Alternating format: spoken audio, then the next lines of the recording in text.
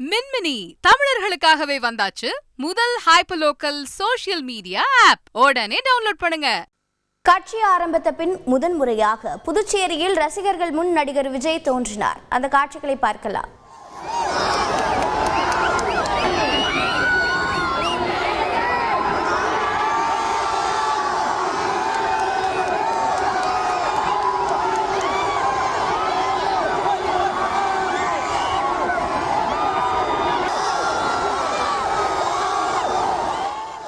இது பற்றிய கூடுதல் தகவலை செய்தியாளர் எழில்குமார் வழங்கிட கேட்கலாம். எழில்குமார், வணக்கம். புதுச்சேரியில் நடிகர் விஜய் தோன்றியிருப்பதாக தகவல் வெளியாக இருக்கிறது. நடிகராகவா அல்லது அரசியல் தலைவராகவா? மேலும் விவரங்கள் என்ன?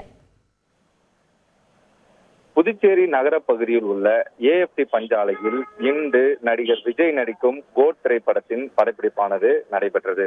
இன்று காலை 8:30 மணிக்கு புதுச்சேரிக்கு வந்த விஜய் தொடர்ச்சியாக படப்பிடிப்பில் ஈடுபட்டார். இதனிடையே புதுச்சேரியில் நடைபெற்று வரும் படப்பிடிப்பில் விஜய் கலந்து கொண்டது அவரது ரசிகர்களுக்கு தெரியாது. இருந்த போதிலும் மாலை வேளையில் புதுச்சேரியில் நடைபெற்றும் படப்பிடிப்பில் நடிகர் விஜய் கலந்து கொண்டுள்ளதாக தகவல் பரவியதை அடுத்து ஏராளமான அவரது ரசிகர்கள் மற்றும் தொண்டர்கள் அதாவது ஷூட்டிங் நடைபெற்ற அந்த ஏஎஃப்டி மைதானத்தை சூழ்ந்தனர். இதனால் அந்த சாலையே முற்றிலுமாக துண்டிக்கப்பட்டது என கூற வேண்டும். மேலும் போக்குவரத்து பாதிப்பு ஏற்பட்டது.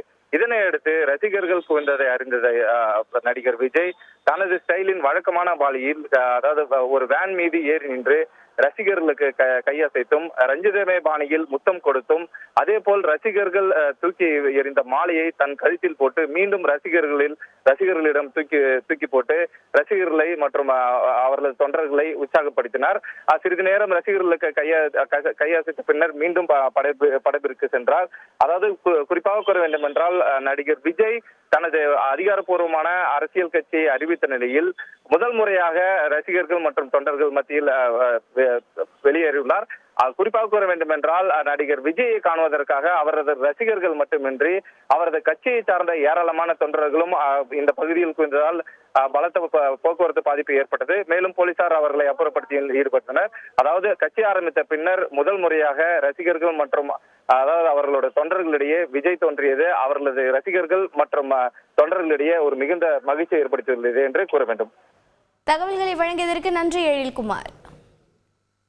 மின்மினி தமிழர்களுக்காகவே வந்தாச்சு முதல் ஹைப்பர்லோக்கல் சோஷியல் மீடியா ஆப். உடனே டவுன்லோட் பண்ணுங்க.